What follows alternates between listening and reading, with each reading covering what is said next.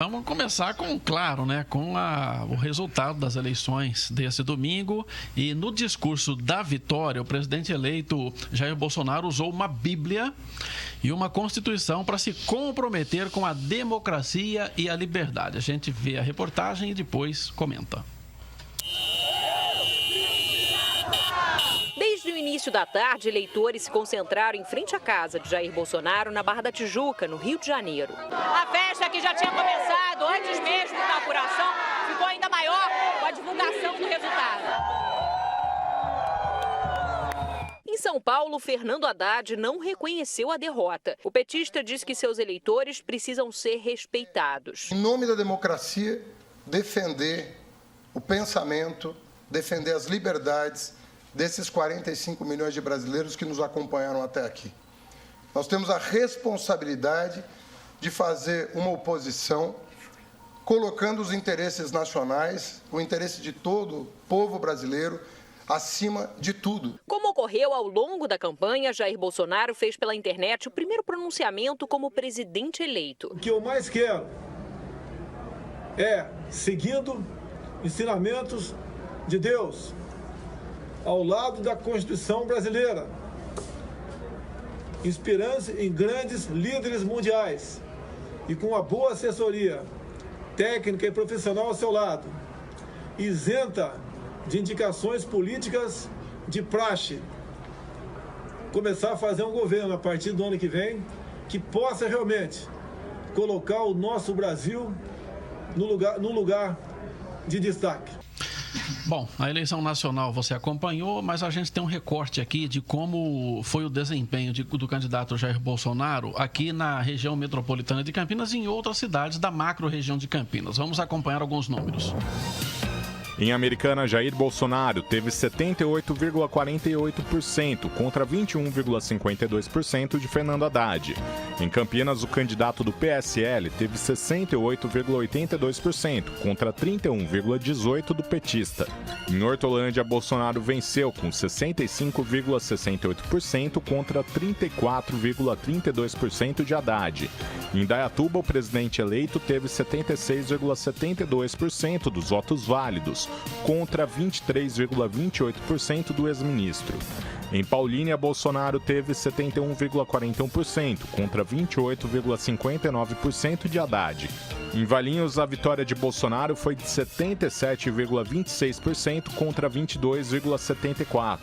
Em Sorocaba, Bolsonaro teve 73,72% e Haddad 26,28%. Em Jundiaí, Bolsonaro ficou com 78% contra 22% de Haddad. Em Piracicaba, o candidato do PSL venceu por 78,51% a 21,49%. Já em Bragança, a vitória foi de 79,91% a 20,09%. Bom, na região metropolitana, assim como na maior parte das cidades paulistas, com exceção da capital, aparentemente não, a gente viu já o resultado da apuração, né? Realmente Jair Bolsonaro se deu melhor. E aí, o que eu vou propor para a Rose e para a Zezé discutir comigo aqui e refletir?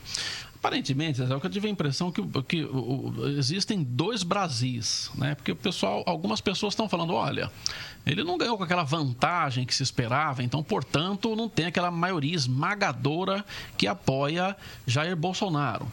Por outro lado, quando a gente tira os estados do Nordeste e coloca lá o Centro-Oeste, a região Sudeste, a região Sul, tem uma diferença bem maior em favor de Jair Bolsonaro.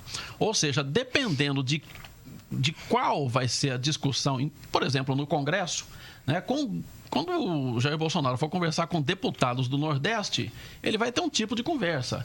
Quando ele vai discutir com bancadas, com deputados eleitos e senadores pelos estados do Sudeste e do Sul, a conversa é outra. Porque realmente tem uma mudança clara, né? Uma diferença clara de apoio, dependendo da região do país onde se deu a apuração. Então, eu acho, Sena, que o presidente eleito, ele terá de tratar todo mundo da mesma maneira, independentemente de qual tenha sido o resultado das urnas lá no Nordeste e nos outros estados, né? Quer dizer, ele perdeu no Nordeste, claramente, mas o tratamento ele é o mesmo. É uma federação e começa daí a liberdade da gente de poder escolher quem quer governando o país sem ser punido por isso. Isso daí é um dos compromissos que ele assumiu. É o que se espera, né? É o que se espera de fato, né? Lógico que, por exemplo, ele vai ter mais dificuldade para conversar com partidos, com estados em que o governador é petista, Flávio Dino no Maranhão, mas isso é uma coisa natural e a gente vê isso, sempre viu isso daí, né? O próprio Alckmin vivia dizendo da dificuldade dele em conversar com o Lula, em receber recurso federal. Então, essas conversas assim vão continuar existindo, mas simplesmente não vai dar para o Jair Bolsonaro ignorar o Nordeste, porque nenhum brasileiro acredita que gostaria disso. Claro. Ao mesmo tempo, eu vejo que ele realmente, o Nordeste assim, foi o único lugar que ele perdeu, e perdeu feio para Fernando Haddad. Mas uma coisa, gente, nós temos de nos lembrar. O tempo todo eu fico me lembrando disso. O Bolsonaro não fez campanha no Nordeste. Ele não chegou para o Nordeste brasileiro, porque a campanha dele foi por meio de rede social. E eu acredito que lá nos Rincões, esse daí não seja um meio assim tão popular quanto é por aqui pelo Sudeste, pelo Sul e tudo mais. Então, ele vai ter a oportunidade agora, começando o governo dele, de dialogar com o Nordeste. E ele dialoga bem. Não é à toa que esse cara foi eleito presidente. Embora ele tenha uma dificuldade enorme para falar, fale muito mal, mas quando ele fala com as pessoas entendendo o que ele quer dizer. É isso. Rose. Então, eu acho assim que muito provavelmente ele falou o segundo discurso, talvez, quando ele leu aquele discurso, eu achei que foi mais tranquilo, quando ele disse que vai respeitar as liberdades, vai respeitar a Constituição, que vai ser um presidente para todos. Isso é o que é esperado. Acho que ele vai ter dificuldade, sim, com a oposição. Não vai ser um diálogo fácil, não, com a oposição. Ele disse que vai tentar fazer... Eu acho que, como ele fez uma campanha que não tem nada tradicional, não foi de forma tradicional, relegou aqueles meios que a gente conhecia como importantes, como tempo de televisão, dinheiro para fazer a campanha, eu acho que ele vai buscar o próprio diálogo junto aos prefeitos, junto aos governadores, então ele vai buscar um apoio meio que diferente. Obviamente, ontem, se vocês prestarem atenção, ele disse que ele tem condições de governabilidade, que isso é uma fala importante, e ele vai começar a construir o apoio na Câmara justamente para poder tentar aprovar as pautas mais polêmicas.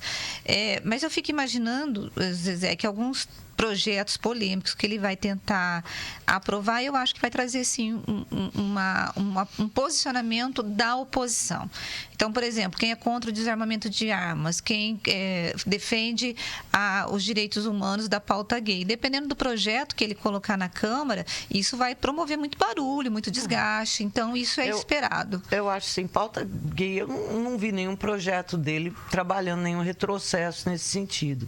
Mas, no sentido, eu estou falando da pauta gay, no sentido, por exemplo, de proibir escolas sem partido nas escolas e colocar que o professor, por exemplo, hoje teve uma deputada do PSL dizendo que os professores devem denunciar o professor que fizer qualquer defesa em relação a esse tipo de projeto. Então, nessas pautas, eu só estou usando a pauta gay, Zezé, como um exemplo. Não estou dizendo o que ele está falando. Eu estou falando mas da eu pauta acho, gay, eu não vi. Mas eu vi isso.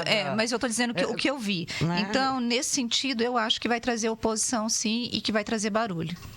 Então, aí eu olhando, eu vejo que a questão do desarmamento, ele vai ter que começar a trabalhar nisso logo, porque pode causar barulho, mas eu acho que quem acompanhou a campanha do Jair Bolsonaro entendeu que essa foi uma das pautas, aliás, que fez com que ele ganhasse a eleição. Eu acho que ele vai mandar esse projeto com certeza. Então, esse eu acho que vai. Eu acho que o outro que vai, talvez seja a Escola Sem Partido. Acho que, se bem que eu nem sei o que é esse projeto do Escola Sem Partido. O que prevê esse projeto. Assim, o que eu vi é que parece que tem cartazes afixados nas escolas. Proibindo os professores de discutirem política partidária, questão de gênero, esse tipo de coisa. Agora eu vou falar uma piada aqui que eu recebi ontem. Ela é machista, mas eu vou falar das duas maneiras para ninguém falar que eu sou uma machista. Chegou um áudio de um carioca perguntando assim: a gente já pode sair armada a partir de amanhã? Aí um outro responde assim: pode pegar a tua mulher, o canhão da tua mulher e já sair andando.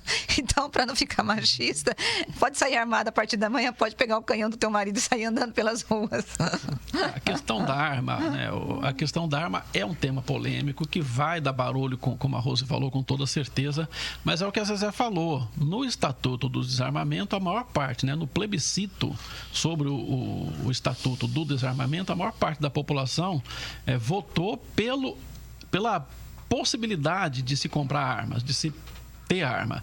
O que se discute... eu não me lembro como é que foi feito isso, que acabou ficando que não podia ter. Porque depois do plebiscito foi para o Congresso, e o Congresso tomou uma decisão diferente do resultado do plebiscito. Mas, de qualquer forma, está lá, o Congresso tomou, o Congresso representa a sociedade, não tem problema. Só que agora ele foi eleito com esse discurso, e a população, pelo que eu entendi, a maior parte da população, pelo menos que votou no Bolsonaro, concorda pelo menos com essa tese. Não quer dizer que todo mundo que votou quer comprar arma.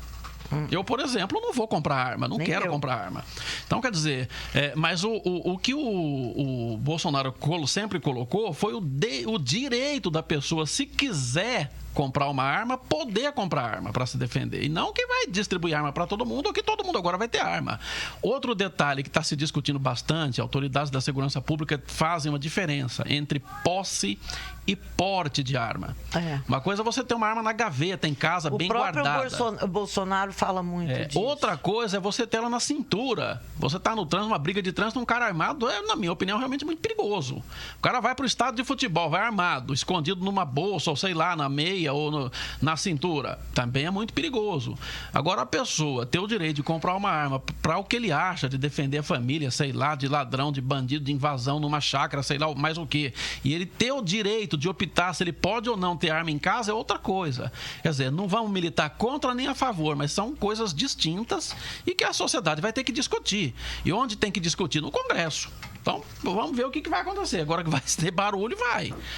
Mas indubitavelmente são pautas que ele vai ter que levar até o Congresso Nacional com uma certa rapidez, porque foram essas pautas que fizeram com que ele fosse eleito presidente do Brasil. É verdade, uma das pautas. Nós temos uma sociedade mais direitista, nós temos.